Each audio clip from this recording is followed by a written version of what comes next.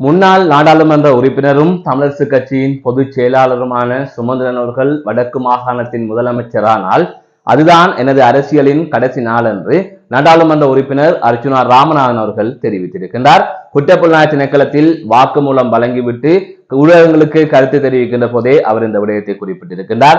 அதை தவிர ஏற்கனவே முன்னாள் நாடாளுமன்ற உறுப்பினரான சுமந்திரன் அவர்கள் தான் வடக்கு மாகாண முதலமைச்சர் வேட்பாளராக தமிழரசு கட்சியில் போட்டியிடுவதற்கு விருப்பம் தெரிவித்திருந்தார். அது தொடர்பாக முறைப்படி கட்சிக்கு அறிவிக்க இருப்பதாகவும் தனது விருப்பத்தை தெரிவிக்க இருப்பதாகவும் அவர் குறிப்பிட்டிருந்தார். எனவே சுமந்திரன் அவர்கள் இதற்கு முதல் சொன்ன சில விடயங்களை இதனுடன் ஒப்பிட்டு பார்க்க வேண்டிய தேவை இருக்கின்றது. அது தவிர அர்ச்சுனா ராமநாதன் அவர்கள் ஏன் குற்றப்புலனாய்வு திணைக்களத்துக்கு சென்றார் என்பது தொடர்பாக பார்க்க இருக்கின்றது. இது தொடர்பாக விரிவாக பார்க்க இருக்கின்றோம். அது தவிர வவுனியா மாநகர சபையினரால் 500 கிலோவுக்கும் மேற்பட்ட அனுமதி இல்லாமல் கடத்தப்பட்ட மாட்டிறைச்சி மீட்கப்பட்டிருப்பதாக தெரிவிக்கப்பட்டிருக்கின்றது. அது தொடர்பான காணொலியும் வெளியாக இருக்கின்றது. இவை தொடர்பாகத்தான் இந்த தொகுப்பிலே விரிவாக பார்க்க இருக்கின்றோம். அதற்கு முதல் JK ரிப்போர்ட் எனப்படுகின்ற இந்த யூடியூப் சேனலை இதுவரை யாராவது சப்ஸ்கிரைப் செய்யாமல் பார்த்து கொண்டிருந்தால் சப்ஸ்கிரைப் செய்து கொள்ளுங்கள். தொடர்ந்து அருகில் இருக்கின்ற பெல் பட்டனை கிளிக் செய்வதன் ஊடாக நான் போடுகின்ற ஒவ்வொரு காணொளிகளையும் நீங்கள் உடனுக்குடன் பார்க்கக்கூடிய வகையிலே இருக்கும். நான் நடராசா ஜெயகாந்தன். தற்பொழுது செய்திகளுக்குள்ளே செல்லலாம். ஜாழ் தேர்தல் மாவட்டத்தின் நாடாளுமன்ற உறுப்பினரும் வைத்தியருமான அர்ச்சுனா ராமநாதன் அவர்கள் குற்றப்புலனாய்வு திணைக்களத்துக்கு சென்று வாக்குமூலம் வழங்கியிருக்கின்றார். அதாவது முதல் முறையாக நாடாளுமன்றத்திற்கு செல்லுகின்ற போது அர்ச்சுனா ராமநாதன் அவர்கள் எதிர்க்கட்சி தலைவரின் ஆசனத்தில் அமர்ந்திருந்து முகநூலிலே ஒரு நேரலையை வெளியிட்டிருந்தார். அதிலே தமிழீழ மக்களை என்று விழித்திருந்தார். இது தொடர்பாக விளக்கம் அளிப்பதற்கு வாக்குமூலம் வழங்க வருமாறு குற்றப்புலனாய்வு திணைக்களம் நாடாளுமன்றத்திற்கு அர்ச்சுனாவுக்காக கடிதம் ஒன்றினை அனுப்பியிருந்தது. அதன் தொடர்ச்சியாக நாடாளுமன்றம் அதனை தமிழாக்கம் செய்து அர்ச்சுனாவுக்கு அனுப்பியிருந்தார்கள். இது தொடர்பாக நேற்றைய தினம் அர்ச்சுனா ராமநாதன் காணொலி ஒன்றை வெளியிட்ட போது இந்த விடயங்களை எல்லாம் குறிப்பிட்டிருந்தார். இந்த நிலையில் தான் இன்றைய தினம் அர்ச்சுனா ராமநாதன் அவர்கள் குற்றப்புலனாய்வு திணைக்களத்துக்கு சென்று வாக்குமூலம் வழங்கியிருந்தார். அதற்கு பிறகாக ஊடகங்களுக்கு கருத்து தெரிவிக்கின்ற போது அதன் போது அவர் குறிப்பிட்ட முக்கியமான ஒரு கருத்து தான், ஒருவேளை வடக்கு மாகாண முதலமைச்சராக சுமந்திரன் அவர்கள் தெரிவு செய்யப்பட்டால் அதுதான் என் அரசியலின் கடைசி நாள் என்று அவர் குறிப்பிட்டிருக்கின்றார். கடந்த நாடாளுமன்ற தேர்தலில் மக்கள் அவரை தோற்கடித்திருக்கிறார்கள். அது தவிர வரும் மாகாண சபை தேர்தலிலும் அவர் முதலமைச்சர் வேட்பாளராக போட்டியிட்டால் யாருமே வாக்களிக்க போவதில்லை. அவ்வாறு மாறி வாக்களித்து அவர் முதலமைச்சரானால் அதுதான் எனது அரசியலின் கடைசி நாள் என்று அவர் குறிப்பிட்டிருக்கின்றார். இவ்வாறு அவர் தெரிவிப்பதற்கு பின்னால் என்ன நடந்தது என்பது தொடர்பாக பார்க்க வேண்டியிருக்கின்றது. சுமந்திரன் அவர்கள் 2 முறை போட்டியிடுவதற்கு விருப்பம் தெரிவித்ததாக செய்திகள் வெளியாகியிருந்தது. கடந்த உள்ளூராட்சி மன்ற தேர்தல்கள் முடிவடைந்ததன் பின்னர் உள்ளூராட்சி சபைகளை கூட்டணியாக அமைப்பது தொடர்பாக சில கட்சிகளுடன் பேச்சுவார்த்தை நடத்தப்பட்டது. அந்த சந்தர்ப்பத்தில் அவர் தனது விருப்பத்தை தெரிவித்ததாக ஊடகங்களிலே செய்திகள் வெளியாகியிருந்தது. இந்த நிலையில் தான் யாழ்ப்பாணத்தில் தமிழரசு கட்சியின் அரசியல் குழு கூட்டம் நேற்று முன்தினம் இடம்பெற்றிருந்தது. அதற்கு பிறகாக ஊடகங்களுக்கு கருத்து தெரிவிக்கின்ற போது நான் தமிழரசு கட்சி சார்பாக வடக்கு மாகாண முதலமைச்சராக போட்டியிடுவதற்கு விரும்புகின்றேன் என்று அவர் வெளிப்படையாக தனது விருப்பத்தை தெரிவித்திருந்தார். இது தொடர்பாக முறைப்படி கட்சிக்கு அறிவிப்பேன் என்றும் கட்சி அதனை ஏற்றுக்கொண்டால் ஏற்கலாம், நிராகரித்தால் நிராகரிக்கலாம் என்றும் அதனை நான் ஏற்றுக்கொள்வேன் என்றும் அவர் தெரிவித்திருந்தார்.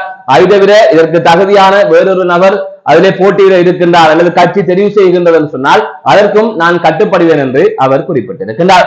ஆகவே தமிழரசு கட்சியில் சுமந்திரன் அவர்கள் எடுப்பதுதான் முடிவு என்பது அனைவருக்குமே தெரியும். அந்த கட்சியில் இருக்கின்ற மேல்மட்ட உறுப்பினர்கள் அனைவரும் சுமந்திரனின் ஆதரவாளர்கள் என்று கூறப்படுகின்றது, விமர்சனம் முன்வைக்கப்படுகின்றது. எனவே அது தொடர்பாக பல்வேறுபட்ட கருத்துக்கள் இருக்கின்றது. அதை தவிர இதிலே வேறொரு விடயத்தையும் முக்கியமாக பார்க்க வேண்டி இருக்கின்றது. அவர் முக்கியமான 3 கருத்துக்களை கடந்த காலங்களிலே தெரிவித்திருந்தார்.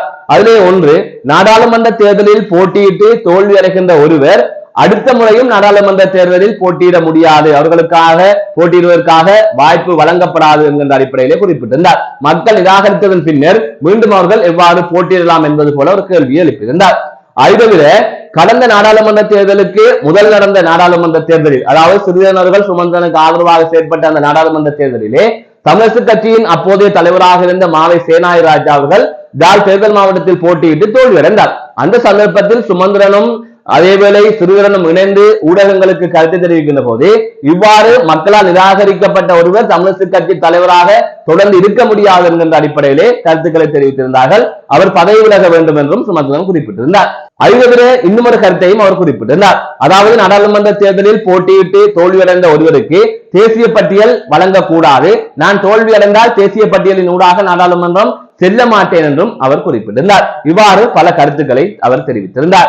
ஆனால் இதிலே என்ன நடந்தது என்று சொன்னால் அனைத்தையுமே அவரே மீறி இருக்கின்றார். அந்த மூன்றையுமே கிட்டத்தட்ட அவர் மீறி இருக்கின்றார். அதிலே முக்கியமாக பார்க்க வேண்டியது தமிழரசு கட்சியின் தலைவராக தொடர்ந்து சேனாய் ராஜா அவர்கள் இருந்த நிலையில் அவர் ஒரு தேர்தலில் தோல்வி அடைந்தபடியால் அவர் விலக வேண்டும் என்று தெரிவித்த சுமந்திரன் நாடாளுமன்ற தேர்தலில் தோல்வி அடைந்த பின்னர் தமிழரசு கட்சியின் பொதுச் செயலாளராக இருக்கின்றார்.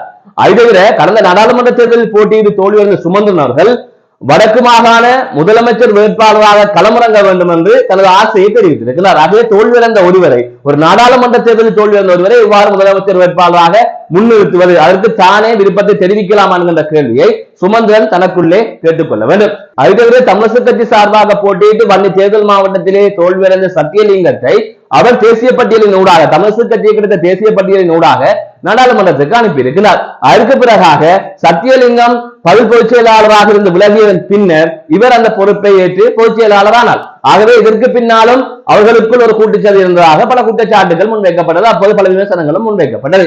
ஆகவே அனைத்தையும் கூறிய சுமந்திரனே அனைத்தையும் மீறி இருக்கின்றார். இந்த நிலையில் சுமந்திரன் தான் அந்த கட்சியின் குழப்பத்திற்கு காரணம்.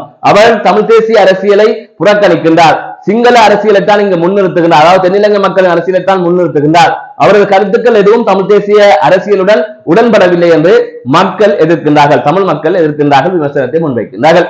இப்படியான சூழ்நிலையில் அவர் எவ்வாறு வடக்கு மாகாண முதலமைச்சர் வேட்பாளராக போட்டியிட முடியும் என்கின்ற கேள்வியும் எழுப்பப்படுகின்றது. அதனை தாண்டி அவர் வெற்றி பெறுவாரா என்கின்ற கேள்வியும் இருக்கின்றது.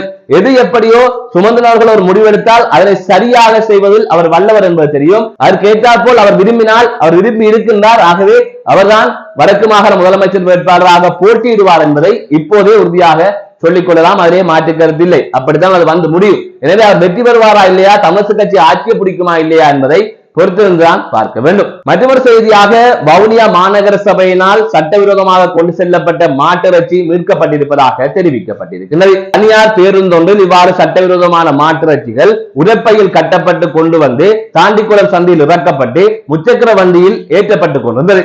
அந்த சந்தர்ப்பத்தில் வவுனியா மாநகர சபையின் துணை முதல்வர் காத்திவன் அவர்கள் உள்ளிட்ட குழுவினர் அங்கு சென்றிருந்தார்கள். வவுனியா மாநகர முதல்வர் காண்டிவன் அவர்களின் உத்தரவிற்கு அமைய அல்லது பணிப்புரைக்கு அமைய அவர்கள் இவ்வாறு சென்று சட்டவிரோதமான முறையில் கொண்டு வரப்பட்ட, அதாவது அனுமதி இல்லாமல் கொண்டு வரப்பட்ட அல்லது கடத்தப்பட்ட அந்த மாட்டிறைச்சிகளை மீட்டிருப்பதாக தெரிவிக்கப்பட்டிருக்கிறது. 500 கிலோவுக்கும் அதிகமான மாட்டிறைச்சிகளை இவ்வாறு மீட்கப்பட்டிருப்பதாக வவுனியா மாநகர சபையின் துணை முதல்வர் காத்திவன் அவர்கள் தனது முகநூலிலே ஒரு பதிவு ஒன்றை வெளியிட்டிருக்கின்றார். அது தொடர்பான காணொலிகளை தொடர்ந்து பார்க்கலாம். மீண்டும் ஒரு காணொலி சந்திக்கின்றேன். நான் நடராசா ஜெயகாந்த்.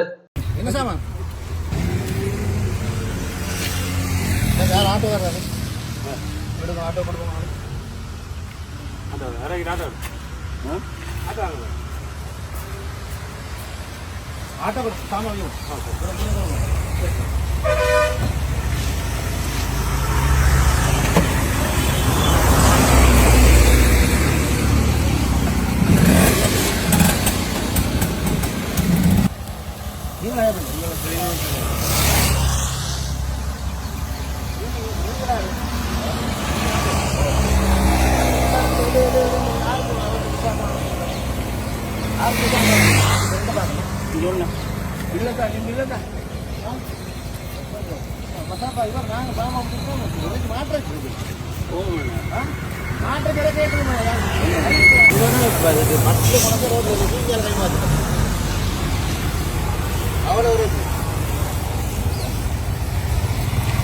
வேறு யாரு வந்து